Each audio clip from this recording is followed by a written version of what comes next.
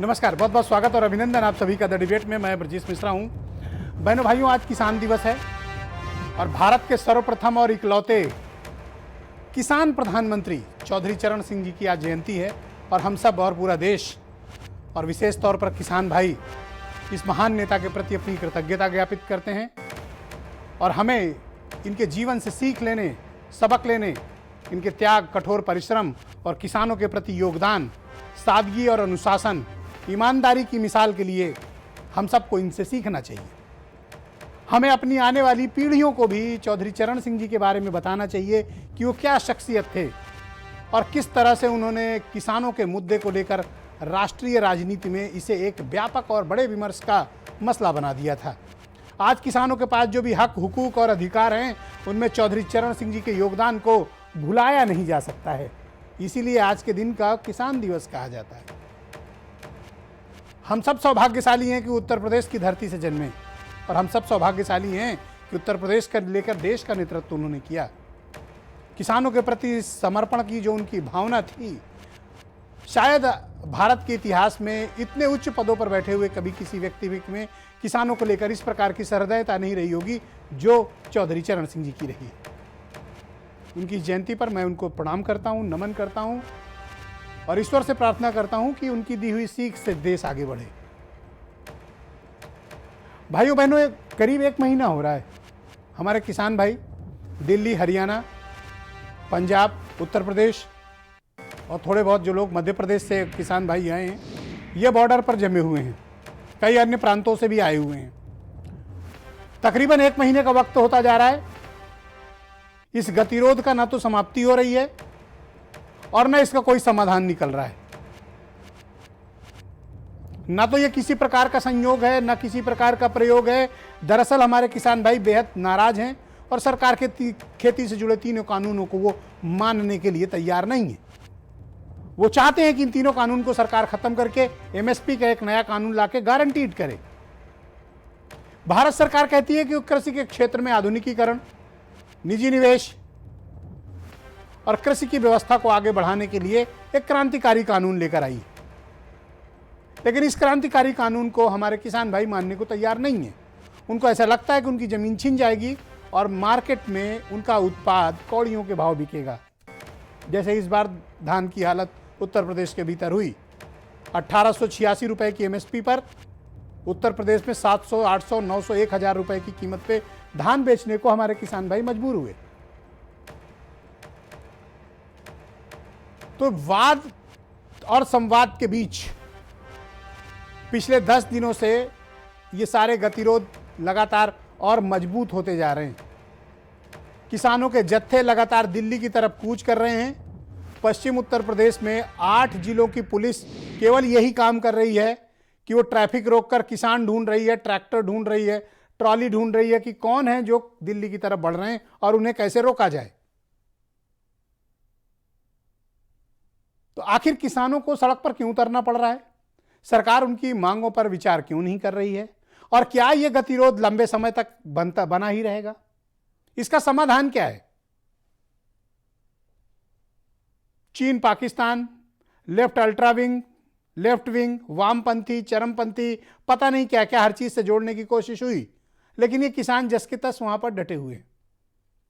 ये एक peaceful protest है और इस पीसफुल प्रोटेस्ट का अधिकार उन्हें संविधान से हासिल है और भारत की सुप्रीम कोर्ट ने पिछले दिनों सुनवाई के दौरान इसको तस्दीक भी किया।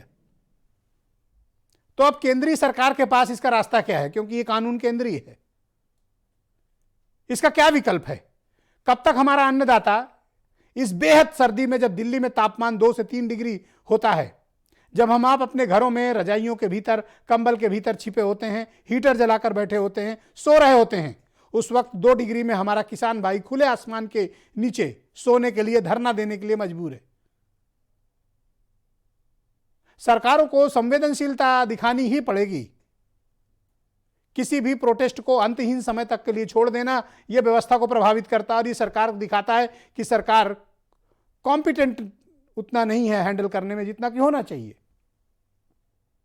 यह सरकार की कॉम्पिटेंसी पे भी सवाल उठाता है। कितनी बड़ी तादाद में किसान भाई बॉर्डर पर दिल्ली में बैठे हैं और आप इस मसले का समाधान नहीं निकाल रहे।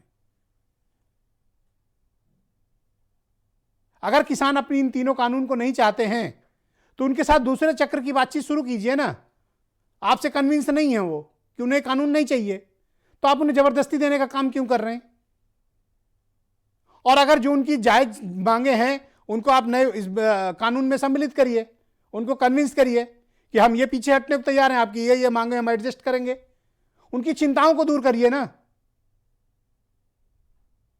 डेमोक्रेसी में सरकारें जब कानून बनाती हैं, लॉ मेकर्स जब कोई पॉलिसी या कानून बनाते हैं तो जनता की ओपिनियन ली जाती है। यह पहला कानून है जो जनता की ओपिनियन नहीं लिया गया, बना, अब उसका विरोध हो रहा है। सरकार अड़ी हुई कि नहीं हम तो लागू करेंगे ही, पर लागू तो हो नहीं पा रहा है। किसान सड़क पर बैठा हुआ है, मसले का आप समाधान नहीं दे पा रहे हैं। तो ये स्थितियां देश कब तक देखेगा? ये देश जानना चाहता है, ये देश जवाब चाहता है, और ये देश पूछता है कि हमारे किसान भाई दिल्ली बॉर्डर पर कब तक बैठे रहेंगे? 15 से अधिक किसान भाई शहीद हो चुके हैं।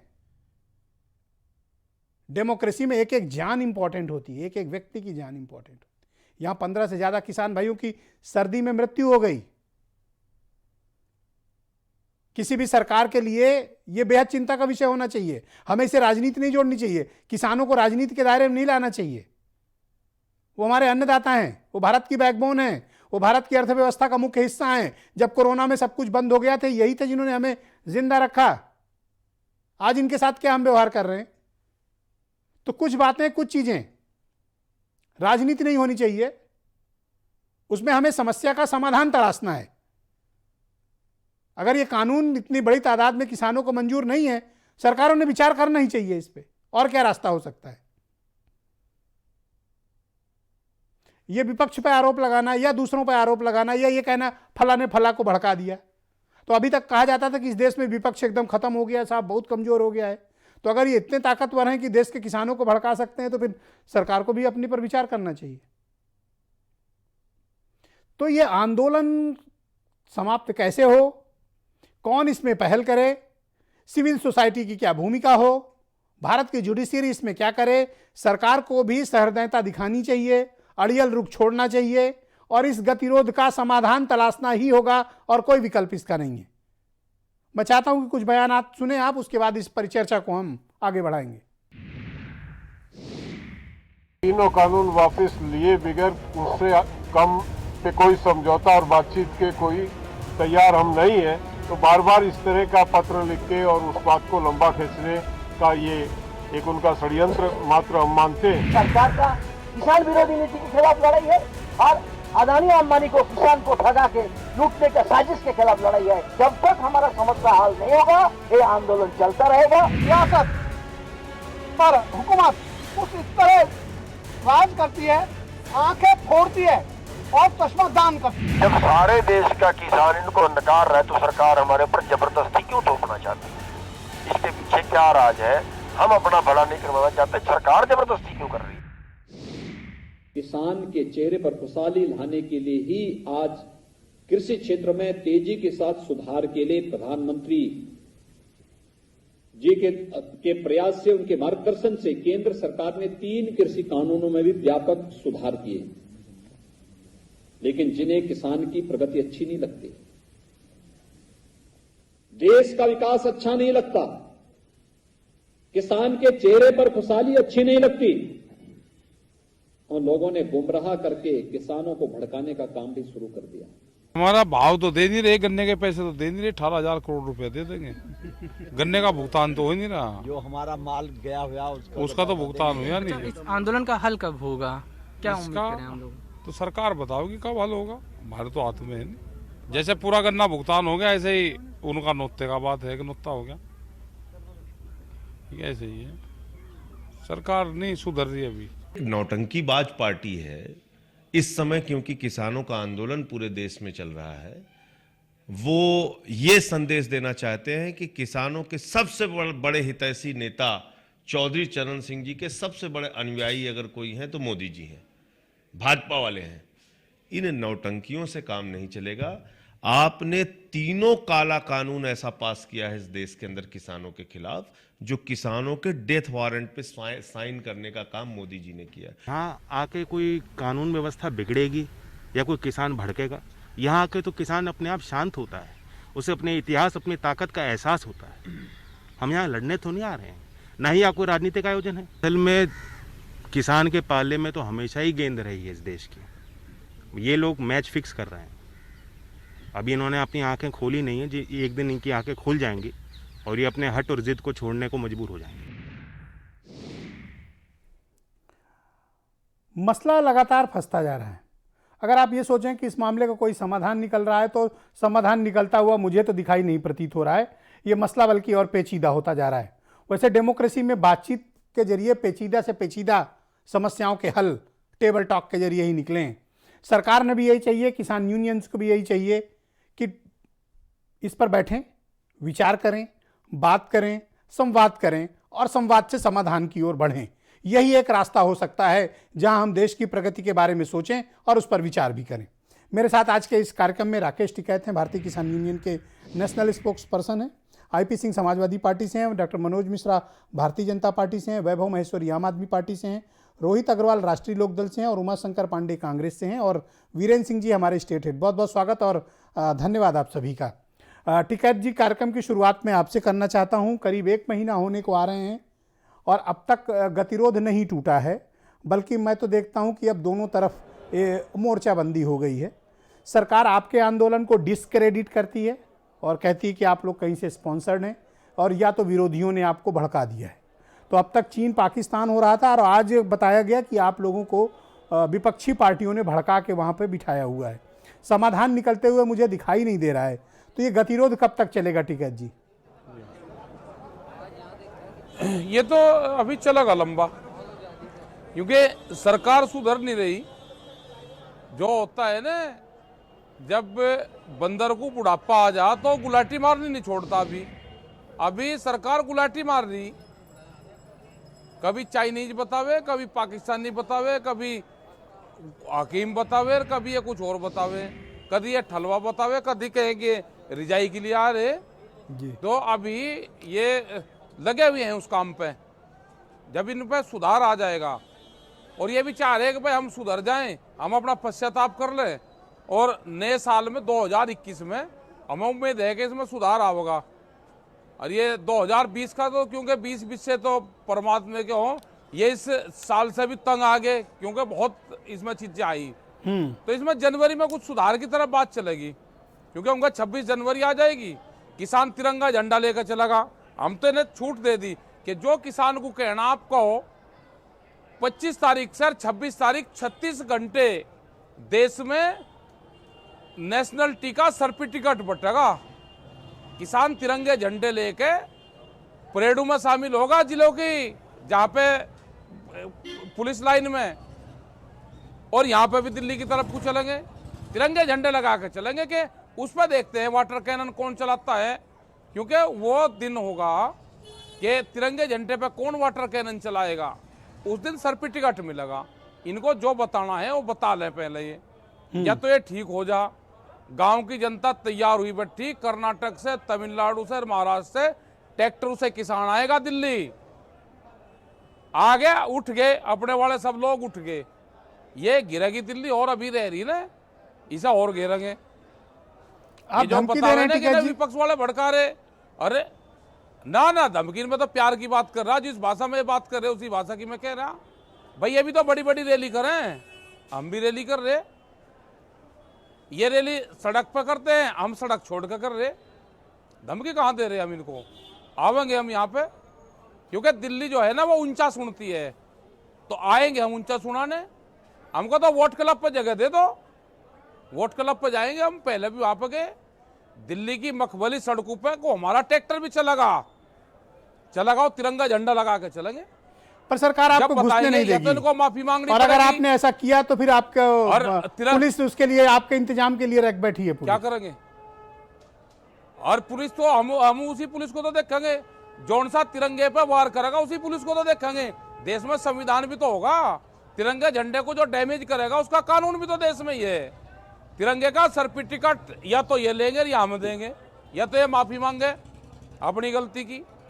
मतलब हम पाकिस्तानी लग रहे इनको, ये खालिस्तानी लग रहे इनको, ये चाइनीज लग रहे इनको। वे परिवार यहाँ पे है जिनके बाप यहाँ पे शामिल है और उनका लड़का फौज में शामिल है। पर अभी ताजा बयान आया है और कहा गया है कि उसका बाप, विपक्ष ने आप लोगों को भड़का के बिठाया हुआ है इस आंदोलन में। अच्छा, और विपक्ष पर अगर इतनी ताकत होती हो सत्ता से हटता क्यों? यहाँ कोई नहीं आ रहा, ना सत्ता वाला आ रहा ना विपक्ष वाला आ रहा, कोई नहीं आ रहा यहाँ पे। जो भी आते हैं झंडे तार के आते हैं, यहाँ तो बीजेपी वाले भी आते हैं और वे भी कह रहे हैं कि हटना नहीं बिल्कुल भी। यहाँ मूंगफली बांट के जा, सेब बांट के जाते हैं, भट्टी भी लगा हुए यहीं, यहाँ तो सारे आते हैं। ठीक है, तो कब तक बैठे रहोगे? क्योंकि गतिरोध टूटेगा नहीं, सरकार अपनी बात कह रही, संशोधन तो कर सकते हैं, कानून नहीं हटाएंगे। ये जब और कानून नहीं हटा रहे, हम भी नहीं वापसी जा रहे। कब तक बैठे रहोगे? ठीक है जी, काट ले सारी बातें, और हम क्या कहीं जा रहे? हमने तो पक्के टेंट बना लिए हैं। पर आप के लोग आ नहीं पा रहे हैं। आप देखिए कि मुजफ्फरनगर, रामपुर, बागपत आपके लोगों को रोक दिया गया है, कोई पहुंच नहीं पा रहा गाजियाबाद। कोई बात नहीं, जहां रोकेंगे वहीं बैठेंगे, ये जहां रोकेंगे वहीं बैठेंगे। इनको बिल जाके छुपे के बिल किसान के नाम आवेगा, व्यापारी को बताओगे कि भाई बिल किसान के लिए बहुत बढ़िया है, बताओगे व्यापारियों को। बिल आने से पहले देश में गोदाम बन जाएंगे। गांव वालों ने पूछा भाई गोदाम कहेंगे, अगर ये गौशाला बन रही, अडानी गौशाला बन रही। उसके बाद में देखा कि गौशाला तो एक भी गाय की पूंछ नहीं आ पाई, ये तो माल खरीद कर रखने के लिए गोदाम बना रहे, स्टील के गोदाम बने हैं। ये देगा, इनको जवाब देगा। एमएसपी पे कानून नहीं, और वैसे कानून लेकर आओगे। पर ये तो चाहते हैं कि आपका भला हो, आपकी आमदनी दुगनी करना चाहते हैं, आपको बहुत मजबूत करना चाहते हैं और आपकी जेबें भरना चाहते हैं। अच्छा, मतलब आमदनी उसका गणित बता दो। खेती में लागत बढ़ गई, डीजल बढ़ गया, श्रम बढ़ गया, सारी चीज बढ़ गई। जो फसल बेची वो आधे रेट में बेची और आमदनी दुगनी हो जाएगी। उससे हेड मास्टर से हमें भी मिलवा दो। कहाँ है मास्टर जी से जरूर मिलवा, आपको कहीं मिले तो हमारी बात जरूर करवाना। जो मैथ का जो टीचर है ना, ये गणित का मास्टर जी, उससे मास्टर जी से हमें भी मिलवा दो। नहीं, मैं भी नहीं मिला, मास्टर तो मिलना। और आपकी मुलाकात हो तो आप मुझे मिलवा देना। ना आप नहीं आप जरूर मिलवाओ जी। देश की इकोनॉमी नीचे जा रही, मतलब खेती में लागत महंगी हो गया, फसल हमारे धान आधे रेट में बिक रहा और आमदनी दुगनी हो जाएगी, तो ऐसे मास्टर को हमें भी मिलवा दो। हम उससे जरूर मिलना चाहेंगे, उसके तो इंतजार कर रहे सारे के सारे। ठीक बात है। डॉक्टर मनोज मिश्रा जी मौजूद हैं, भारतीय जनता पार्टी के प्रवक्ता, आपको कुछ जवाब देना चाहते हैं। मैं उनको डिबेट में आमंत्रित करता हूं। डॉक्टर मनोज जी, बहुत शुक्रिया आपका, थैंक यू। मनोज जी, जब किसानों को ये कानून चाहिए नहीं और आपने टिकैत जी की बात सुनी, कन्विंसिंग बात बोलते हैं वो, मैं उनको अप्रिशिएट करता हूँ, बड़े धैर्यवान नेता हैं, तो आप इनको जबरदस्ती ये 3 कानून क्यों दे रहे हैं?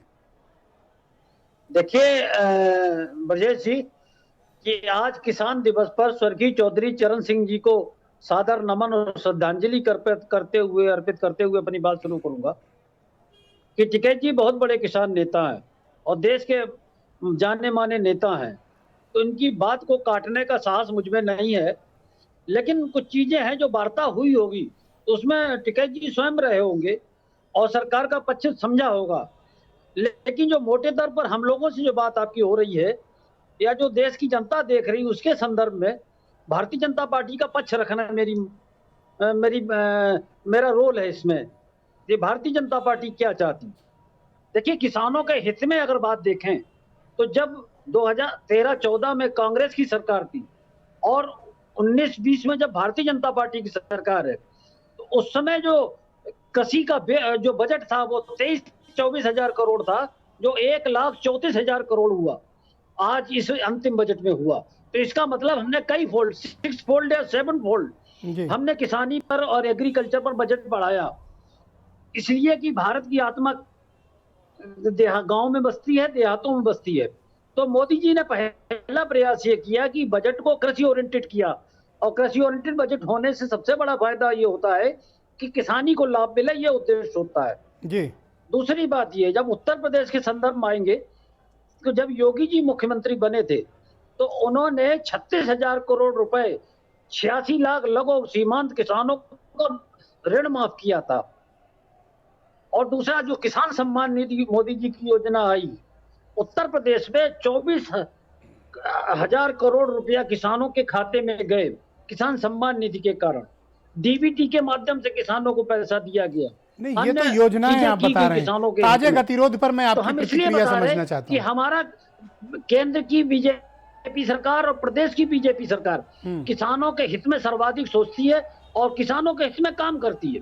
ओके, लेकिन जो बात बिल की रही जी कि जैसे आर्थिक उदारीकरण को कहा गया था कि 1991 में जब आर्थिक उदारीकरण हुआ था, स्वर्गीय नरसिम्हा राव ने, जिनकी आज जयंती वो पुण्यतिथि भी है, तो उन्होंने जब आर्थिक उदारीकरण देश में किया था तो उसमें कृषि उदारीकरण से छूट गई थी। मोदी सरकार ने कृषि को बंधन मुक्त किया है और ये फायदा आज के 5 साल 10 साल बाद देश के आम किसान को दिखाई पड़ेगा। तो इसमें डिबेट हो सकती है। ये फायदा टिकैत जी को क्यों नहीं दिख रहा है? किसानों को है देश के, ये फायदा टिकैत जी को क्यों नहीं दिख रहा है? उनसे वार्ता करने को तैयार है। ये फायदा टिकैत जी को क्यों नहीं दिख रहा है? जी ब्रजेश जी, ये फायदा टिकैत जी को क्यों नहीं दिख रहा है? टिकैत जी बात कर रहे हैं, टिकैत जी मुझसे बेहतर जानते हैं। टिकैत जी सरकार के लगातार संपर्क में है, 7-8 राउंड की वार्ता हो चुकी है, तो टिकैत जी बिंदुवार जानते हैं, उतना हम लोग बाहर से रह के नहीं जानते हैं। लेकिन यह बात सही है कि सरकार का एक सूत्रीय उद्देश्य ये है कि किसानों के हित में ये सरकार समर्पित हो, चाहे केंद्र की सरकार हो और चाहे प्रदेश की सरकार हो। आईपी सिंह जी को स्क्रीन पर लाया जाए। किसानों के हित में समर्पित। Thank you. आईपी सिंह जी, क्या कारण है कि किसान तो इस कानून को नहीं चाहता, खेती से जुड़े इन तीनों कानून का को बहिष्कार कर रहा है और कह रहा है कि ये रद्द हों? सरकार कहती है कि नहीं, ये हमने कृषि के आधुनिकीकरण, और अभी डॉक्टर मनोज मिश्रा ने कहा कि ये कृषि के क्षेत्र में एक नया उदारीकरण है, ये एक नया रिवोल्यूशन लाने जा रहे हैं। ये गतिरोध क्यों नहीं टूट रहा? पूर्व प्रधानमंत्री चौधरी चरण सिंह की जयंती पर संपूर्ण राष्ट्र उन्हें विनम्र श्रद्धांजलि अर्पित करता है। ये वो किसान नेता के नाते पूरे देश विदेश में वो विख्यात रहे और किसान दिवस उन्हीं के नाम पर किसान दिवस भी पूरा देश मनाता है।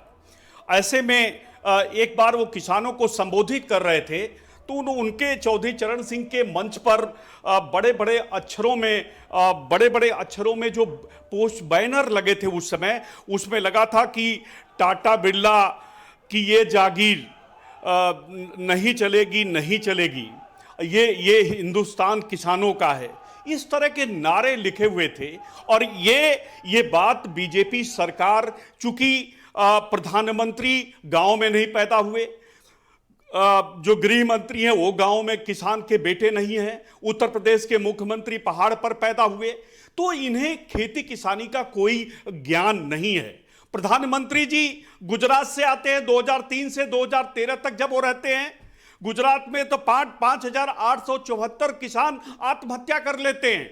उस पर प्रधानमंत्री पूरी तरह खामोश हैं, उन्हें ये दिखाई नहीं देता। डॉक्टर मनोज मिश्रा जी को मैं एक बात पूछना चाहता हूं उनसे कि भाई, जब नोटबंदी लेकर प्रधानमंत्री आए तो देशवासियों से गोवा में संबोधित करते हुए उन्होंने कहा, आप मुझे 50 दिन दीजिए, मैं देश का कायाकल्प कर दूंगा, जो काला धन है वो पूरा का पूरा वापस आ जाएगा, जो नक्सलवाद है, जो आतंकवाद है, उसकी कमर तोड़ देंगे। क्या मनोज मिश्रा जी, काला धन वापस आया? रात को संसद चलाई गई और एक राष्ट्र एक का टैक्सेशन की बात की गई, जीएसटी लागू हुआ, आपने कहा कि जीडीपी, आईपी सिंह जी, एक आरोप लग रहा है दुनिया की सबसे बड़ी इकोनॉमी हो जाएगी। क्या आरोप इस बात का है कि इस आंदोलन को आप भड़का रहे हैं, आप मतलब विपक्ष?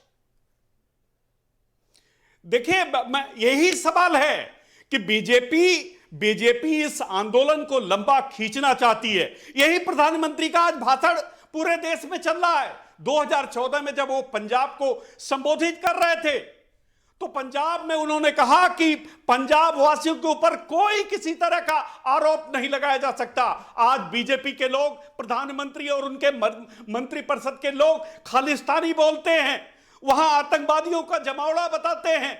आज जब भारत का किसान जब अंबानी अडानी का विरोध करता है तो उन्हें गालियां दी जाती हैं, उनके खिलाफ तमाम Thank तरह you. की साजिशें रची जाती हैं। Thank you, IP Narendra Singh Singh Tomar वित्त मंत्री की तरह एक मुखौटा है, जो कुछ फैसला है IP सिंह जी, वो thank you. उनके वैभव महेश्वरी, सहोदरी all right, Piyush thank Goyal you. करते हैं, जिनका Thank you. जन्म किसान के Thank बेटे you, के IP रूप सिंह में जी. नहीं, एक व्यापारी के बेटे के रूप में मुंबई में ओके हुआ। वैभव महेश्वरी, ये व्यापारियों की सरकार गतिरोध है। लगातार क्यों बढ़ता जा रहा है? ये गतिरोध समाप्त क्यों नहीं हो रहा और क्या कारण है कि सरकार और किसानों के बीच इस मसले का समाधान नहीं निकल रहा और कब तक ये अंतहीन धरना और बंद चलता रहेगा?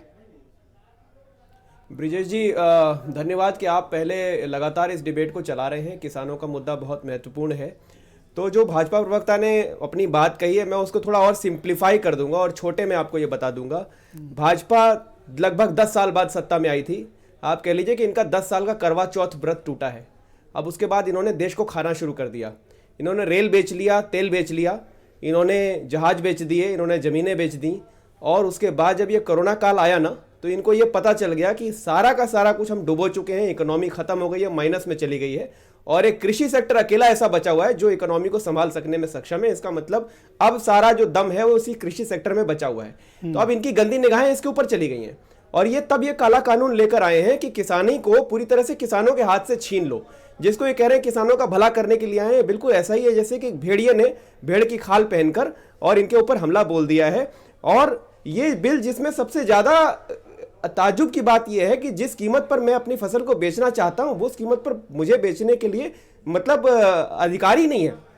तो ये कौन सा बिल है जिसमें कि जो मैं फसल उगा रहा हूं उसके आधे दाम मुझे मिल रहे हैं और जो फसल को खा रहा है यानी कि कंज्यूमर जो है उसको दुगने दाम चुकाने पड़ रहे हैं। तो ये जो बीच की कीमत जहां पर जा रही है वही मेन इस साजिश का कर्ता धरता है। तो इसका जवाब कौन देगा? बड़े बड़े इकोनॉमिस्ट हैं। इसके अलावा देखिए कि इस आंदोलन को बदनाम करने के लिए कितना साजिश चलाई जा रही है।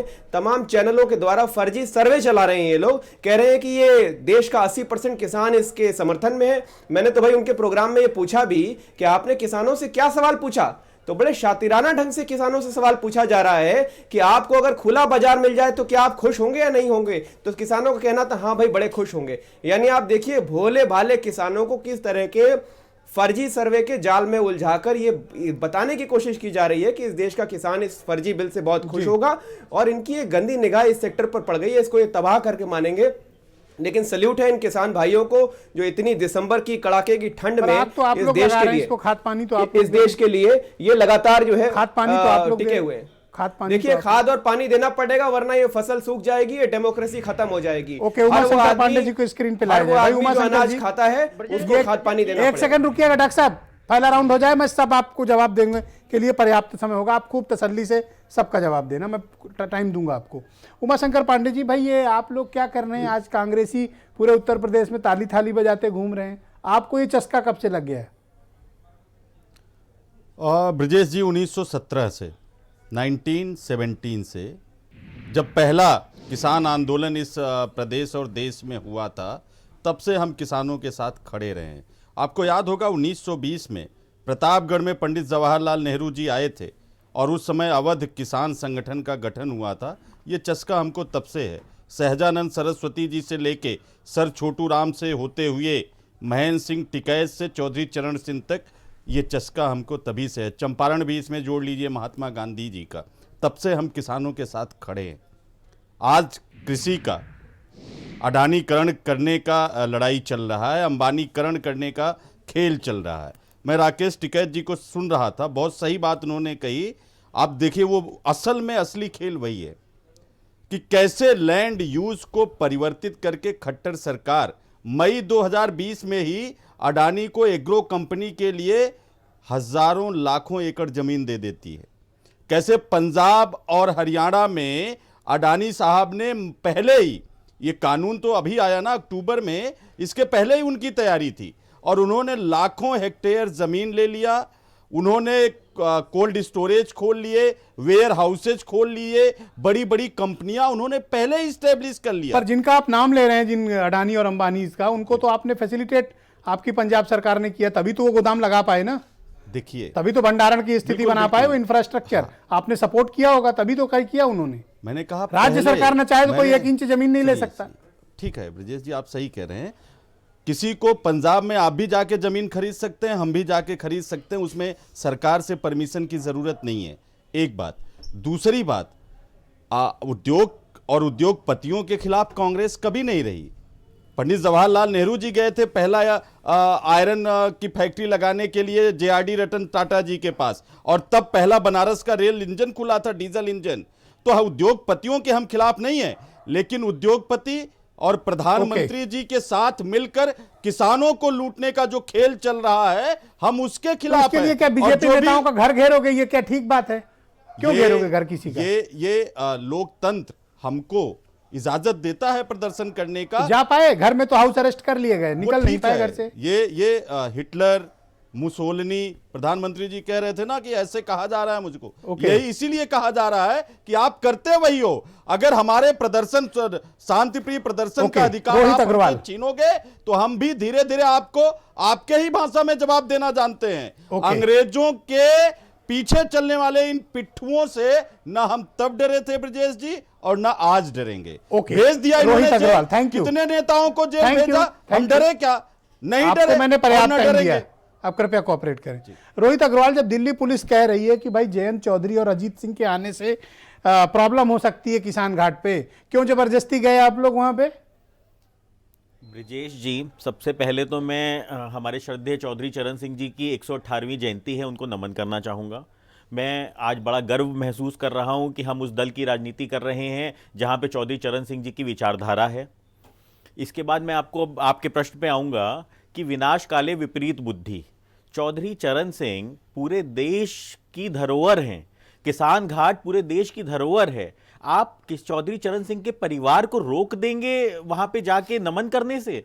आप किसानों को रोक देंगे वहां पे जाके नमन करने से? अरे आज किसान 28 दिनों से आंदोलित था, आपके पास एक बड़ा मौका था कि आप एक बड़ा आयोजन करते चौधरी चरण सिंह जी के नाम पे, आप किसान घाट पे एक बड़ा आयोजन करते और किसानों को बताते कि हम आपके साथ हैं। आप किसानों को, अगर आप सच में किसान हितैषी थे तो आप किसानों को जाके वहां पे बताते। कोरोना फैला हुआ है ना, कैसे आपको परमिशन दे दे? बंगाल में अमित शाह जी की रैली में कोरोना छुट्टी पे चला जाता है, बिहार में चुनाव हो जाता है, कोरोना छुट्टी में चला जाता है, जम्मू कश्मीर में चुनाव हो गया, कोरोना छुट्टी पे चला जाता है। चौधरी चरण सिंह जी की किसान घाट पे जब किसान चाहता है कि हम जाके नमन करें, अपने श्रद्धेय का आज जन्मदिन है, उत्साह के रूप में मनाएं, उस समय आपको कोरोना परमिशन नहीं दी तो जबरदस्ती जाओगे? नहीं, बिल्कुल जाएंगे। हमने तो कल रात में कह दिया था, माननीय जयंत चौधरी जी ने रात में कह दिया था, रोक सकते हो, तुम्हारी हैसियत हो तो रोक के दिखा दो। हमने तो इसी भाषा में बोला था, भाषा मत बोलो रोहित, इसी भाषा में बोला था और आज फिर बोल रहा हूं कि हम तो गए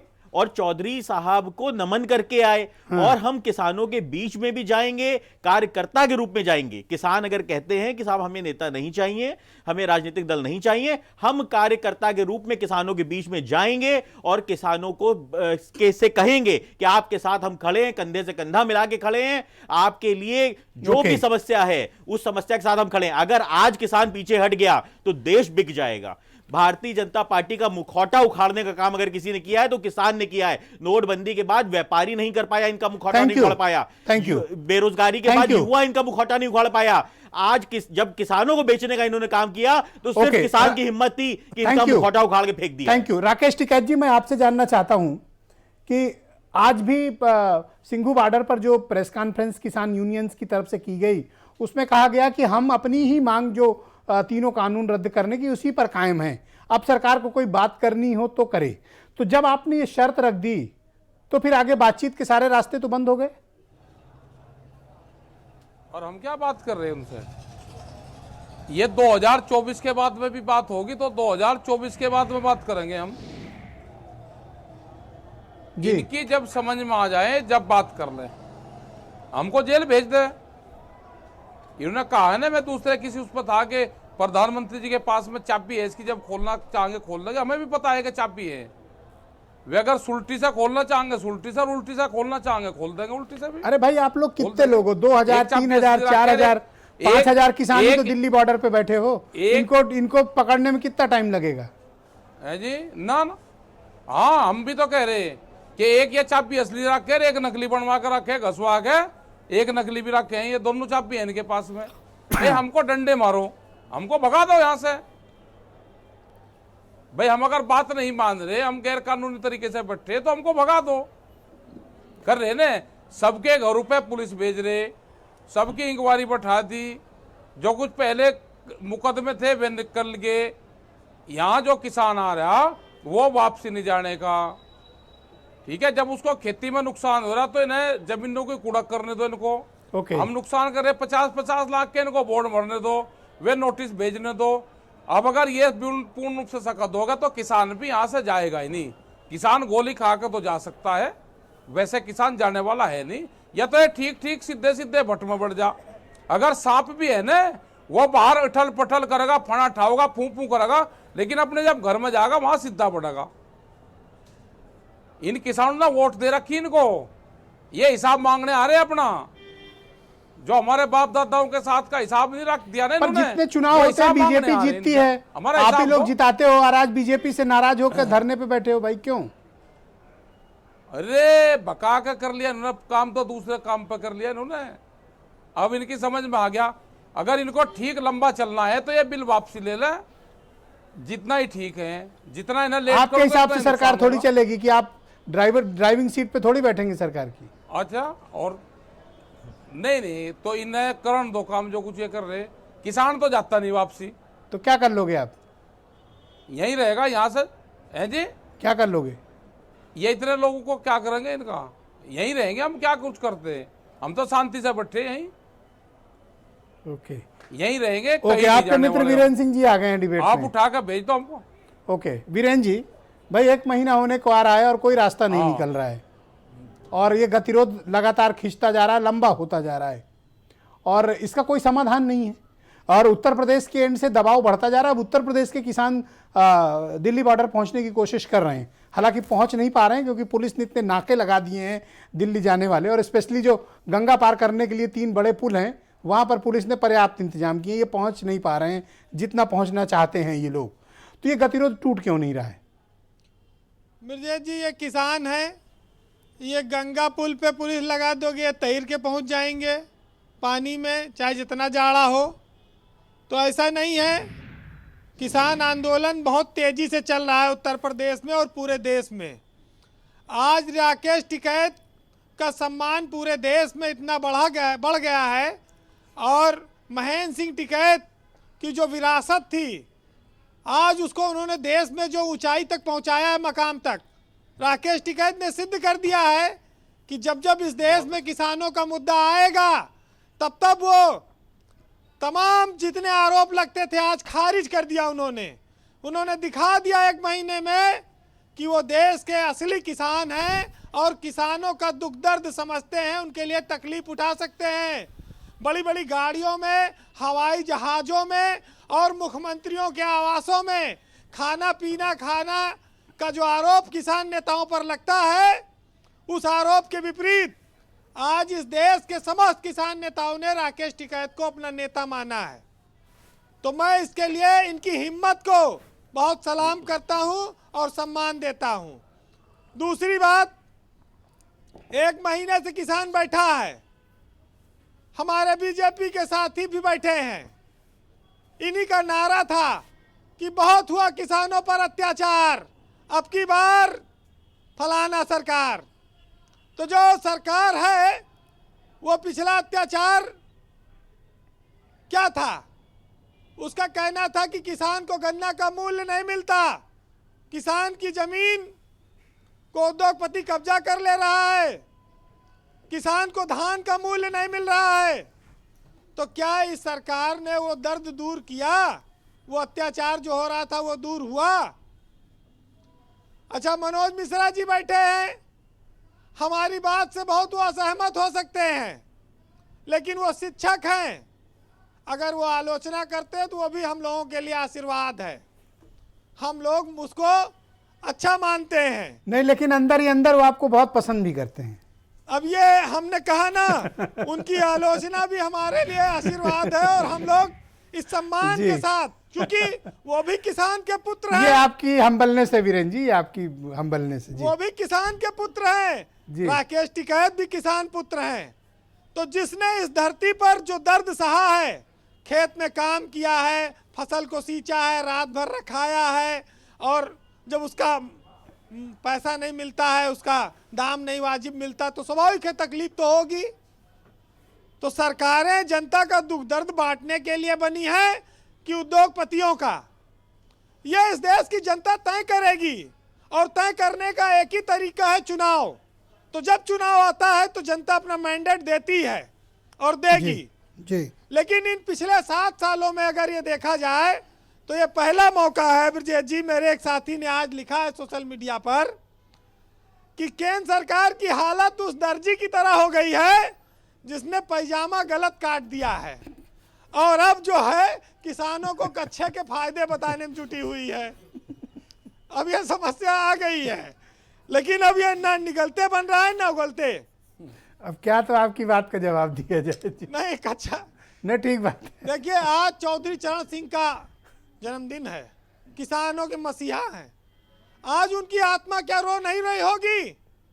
इस देश के सबसे बड़े नेता भारतीय जनता पार्टी के अटल बिहारी वाजपेयी, किसानों के बहुत हमदर्द, आज उनकी आत्मा क्या रो नहीं रही होगी कि इस देश का किसान खुले आसमान के नीचे सर्दी में कड़कड़ाती रात में सड़क पर बैठा है, आंदोलन कर रहा है आज उनके जन्मदिन पर। अटल जी का जन्मदिन भी आने वाला है 2 दिन बाद। ये दोनों महान नेता हमारे देश के, वो कभी इस तरह की कल्पना किए होंगे कि किसान को 1 महीना अपनी बात मनवाने के लिए सड़क पर बैठना पड़ेगा, और वैसी सरकार में जो सबका विश्वास, सबका विकास कहने की बात करती है। तो बस यही सब सारी चीजें हैं जी वीरेंद्र जी, कि कहो कुछ करो कुछ और सुनो न किसी की जी। और पैजामा काट के कच्छा कर दिया। अब आप जान ही रहे हैं हमारे यहाँ भारत के किसानों की हालत इतनी बुरी है कि लोग आज किसान को लाचार, मजबूर, गरीब, अशिक्षित, कमजोर समझते हैं। लोग कहते हैं किसान खेत में अच्छे लगते हैं। अगर किसान पिज्जा खा लिया तो उसको गाली दी जा रही है हाँ। कि तुम पिज्जा कैसे खा सकते हो। हाँ, पिज्जा तो खाली धन्ना सेठ खा सकते हैं, पैसे वाले लोग खा सकते हैं, नेता खा सकते हैं, मंत्री खा सकते हैं।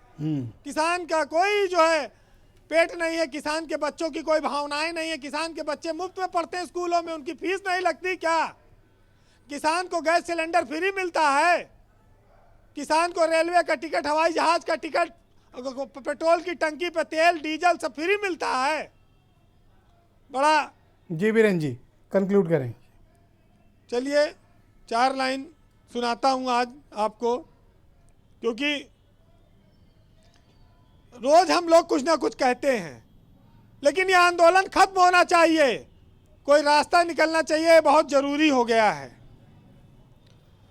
आज किसानों के सम्मान में ये लाइनें बोलूंगा कि मुश्किलों को हौसले से वो आसान बनाता है, और हारता नहीं अंधेरों से वो पहचान बनाता है, और खटता है दिन रात खेतों में पसीने में लथपथ, हमारी खुराक का अन्न जो किसान बनाता है। और फसल खराब हो तो रोटी अखरती है उसको, और निगरानी करने को खेत में वो मचान बनाता है, और बारिश में छत टपकती है उस मजदूर की, शहर में दूसरों के जो मकान बनाता है। बहुत बढ़िया बात कही आपने वीरेंद्र जी, बहुत बहुत शुक्रिया, बहुत बहुत धन्यवाद आपका। डॉक्टर मनोज मिश्रा जी, मैं आपसे जानना चाहता हूं कि इस संकट का, इस समस्या का कोई समाधान आप गंभीरतापूर्ण तरीके से क्यों नहीं निकाल रहे हैं, और ये समस्या लगातार विकराल होती जा रही है, और आपको क्या लगता है कि ये संवादहीनता बनी रहेगी और ये आंदोलन समाप्त हो जाएगा? देखिए ब्रजेश जी, मुझे 2 मिनट राजनीतिक मित्रों को जवाब दे लेने दीजिए, उसके बाद मैं आपके प्रश्न का जवाब दीजिए बिंदास दीजिए। देखिए, कांग्रेस के हमारे मित्र कह रहे थे, तो उन्हें यह बताना चाहता हूं कि उनके 2 किसान नेता नहीं दिख रहे।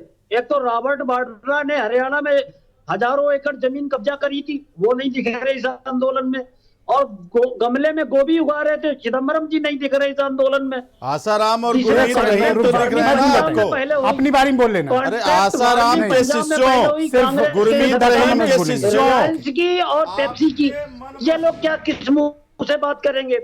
सरकार आ गए हैं, इसलिए आपको किसान दिखाई नहीं दे रहा है। एक मिनट, रॉबर्ट वाड्रा को लेके अगर डिबेट खराब हो रही है, उमाशंकर डिबेट खराब हो रही है क्या? उमाशंकर रुक जाओ, 6.5 साल बीत गए। डॉक्टर मनोज, अगर रॉबर्ट वाड्रा जी ने ओके, केवल डॉक्टर मनोज बोलेंगे, कुछ कर बाकी की आवाज बंद की जाए। ओके, बोलिए मनोज जी।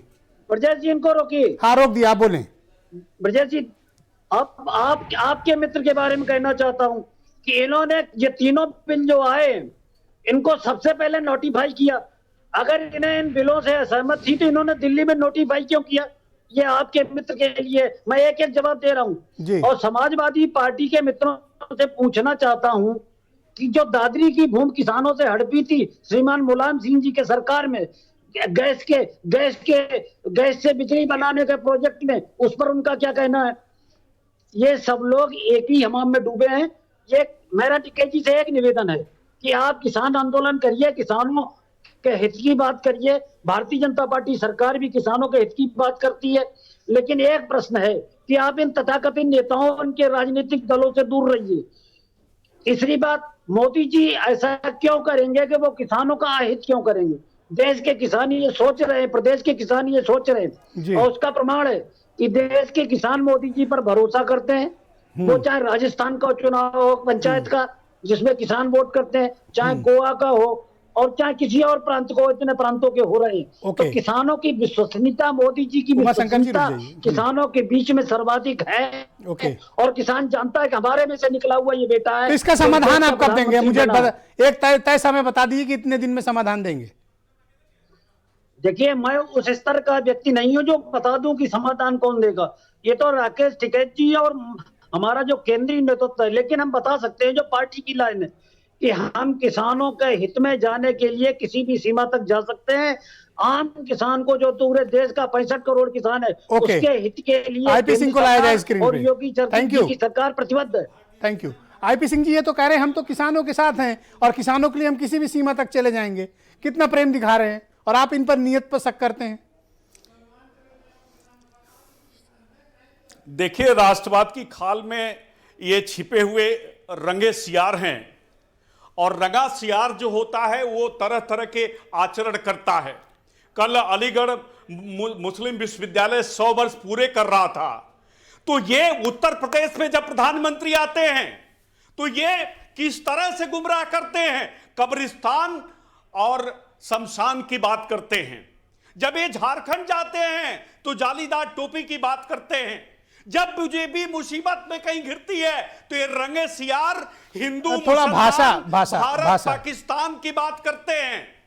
नहीं, सवाल यही है, रंगे सियार हैं, और ये हर तरह से राष्ट्रवाद के नाम पर जिस तरह से घिरे हुए हैं। ये आज मैं तो जो आज बीरेन जी को मैं सैल्यूट करता हूं कि जो टिकैत साहब की विरासत थी, जिस पर पूरे देश को गर्व था, आज उनके होनहार बेटे राकेश टिकैत पर देश को गर्व है। उन्होंने ठोकर मार दी कि प्रधानमंत्री जी आपकी चाय हमें नहीं पीनी है, आप चाय बेचे होंगे, लेकिन ऐसा क्यों संदेश जा रहा है कि इस आंदोलन के पीछे आप एक ताकत की तरह खड़े हैं? इस आंदोलन के पीछे आपकी बातों से तो लग रहा है कि आप सपोर्ट कर रहे हैं पीछे से, निश्चित उकसा रहे हैं। निश्चित तौर से खड़ी है। समाजवादी पार्टी का पूरा परिवार किसान परिवार है। जिसको भी उठाकर देखेंगे तो आईपी सिंह ने खेत में पानी चलाया है। आईपी सिंह को पता है कि गेहूं में कितने पानी लगेंगे। ये तो डॉक्टर मनोज मिश्रा आप ही के ऊपर आरोप लगा रहे हैं। आपने तो पहले ही नोटिफाई कर दिया था, और आप तो धोखा कर रहे हैं यार, आपका दोहरा चरित्र है। Vaibhav Maheshwari, thank you IP Singh ji, thank you. Yes Vaibhav को जी, इनको सारे ही लोग जो अपनी परेशानियां बताने के लिए, अपनी परेशानियां बताकर IP Singh ji thank you. Yes Vaibhav ji go ahead. कोई भी परेशानी बताने वाला आदमी इनको नक्सली या परेशान पाकिस्तानी दिखाई पड़ता है, साजिश करता दिखाई पड़ता है। अब आप देखिए, अभी मैंने 2 दिन पहले डॉक्टर साहब आप भी रुकिए प्लीज। नहीं बीच में टोका टाकी ना हो, टोका टाकी ना हो। हाँ, ये देंगे जवाब। नोटिफाई करने का मतलब क्या समझते हैं आप? ये अच्छा है कि आपने किसानों को मर्डर करने वाला एक बिल ले आए हैं, फिर उनसे पूछ रहे हैं जिन्होंने नोटिफाई कर दिया। नोटिफाई करना एक खाली डाक रिसीव करने जैसी महत्वपूर्ण चीज है। डॉक्टर साहब सेंटर से ऐसा बिल लेके आए जिसमें राज्य सरकार का कोई रोल ही नहीं है, उसको नोटिफाई करना मतलब मैंने एक्नॉलेज कर लिया कि आपका बिल हमें प्राप्त हो गया है। इससे ज्यादा नोटिफिकेशन की वैल्यू क्या है?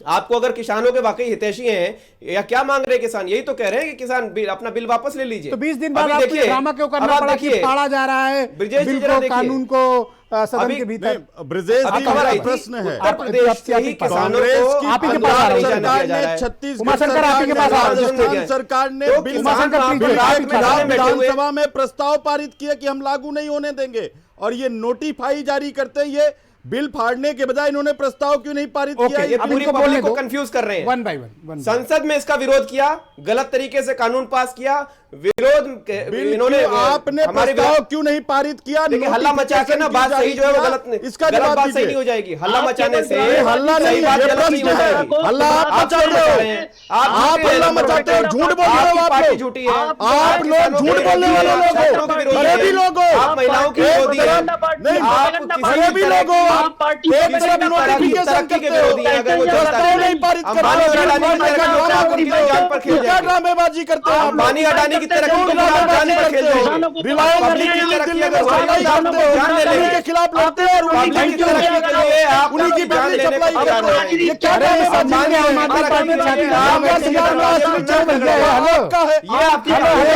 आप नोटिफिकेशन छोटी पार्टी के ऊपर क्यों चढ़ बैठ रहे हो? ड्रामा करते हो। अरे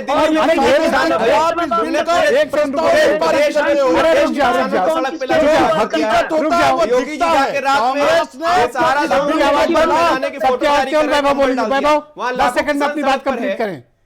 1 सेकंड रुक जाओ भाई उमाशंकर जी, आप सब लोग मिलकर आम आदमी पार्टी की छाती पे इकट्ठे क्यों बैठ रहे हो? एक एक करके बैठने दो। दिक्कत ये है कि पढ़ाई लिखाई की बात करनी पड़ रही है आम आदमी पार्टी। 1 सेकंड आईपी सिंह जी रुकिए आप भी।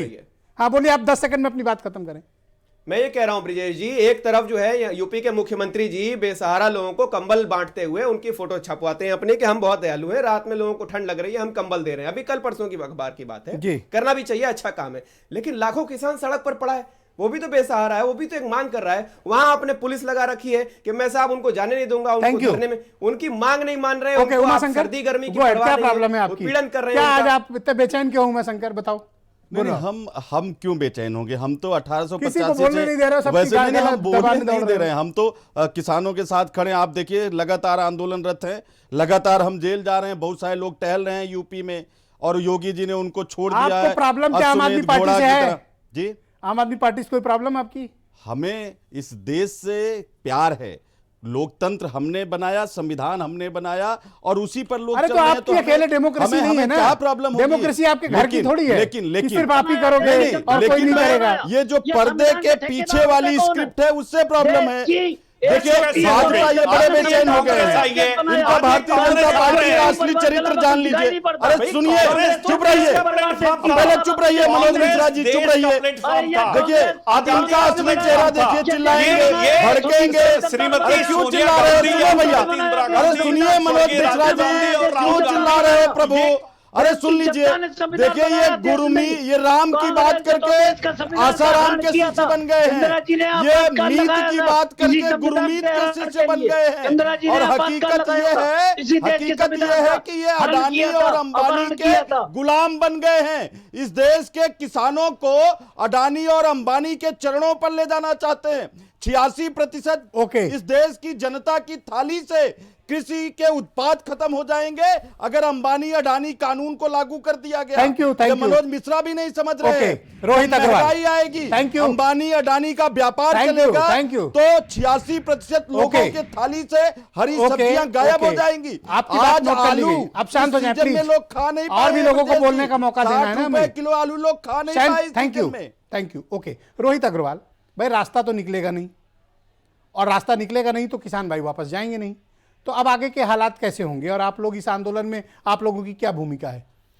देखिए ब्रिजेश जी, चौधरी चरण सिंह जी कहा करते थे हमेशा किसानों से कि अपने हक मांगने से पीछे मत हटो, एक नज़र अपने खेत की मेड़ पे रखो और दूसरी नज़र दिल्ली की सत्ता पे रखो। आज किसान वही कर रहे हैं। आज टिकैत जी का भी बयान आप देखेंगे तो वो यही कह रहे हैं कि हमारे घर में औरतें खेत जोत रही हैं और हम दिल्ली में बैठ के अपना हक मांग रहे हैं।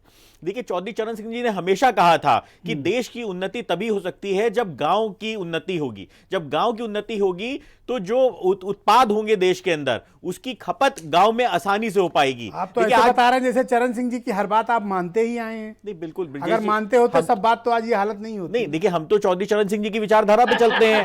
हाँ नहीं, मनोज मिश्रा जी हंस सकते हैं, मनोज मिश्रा जी हंस सकते हैं क्योंकि रावण की हंसी बहुत जल्दी राम जी ने इसी तरीके से बंद की थी। तो मनोज मिश्रा की रावण वाली जो हंसी है वो राष्ट्रीय लोकदल इनके सर काट के और इनकी हंसी बंद करेगा। तो मैं आपको बता दूं ये किसान विरोधी लोग हैं और इनको शर्म आनी चाहिए। मनोज जी प्लीज, किसान पुत्र कहते हुए इन्हें शर्म आनी चाहिए मनोज मिश्रा को। हंसने में आपको क्या प्रॉब्लम है?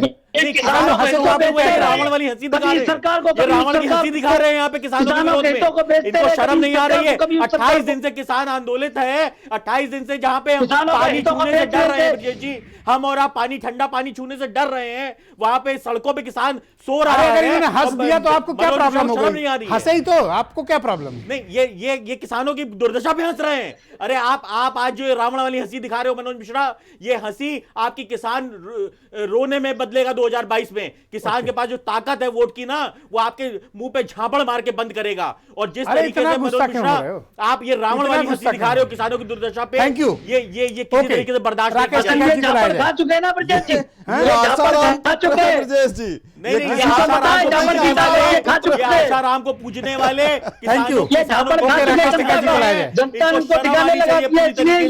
मनोज मिश्रा, इनके राजा और राजकुमार दोनों रात में तुम्हारे यहाँ थाली सस्ती है ना, किसान के पसीने से सींची हुई साली होती है। पर ये तो कह रहे हैं आप सब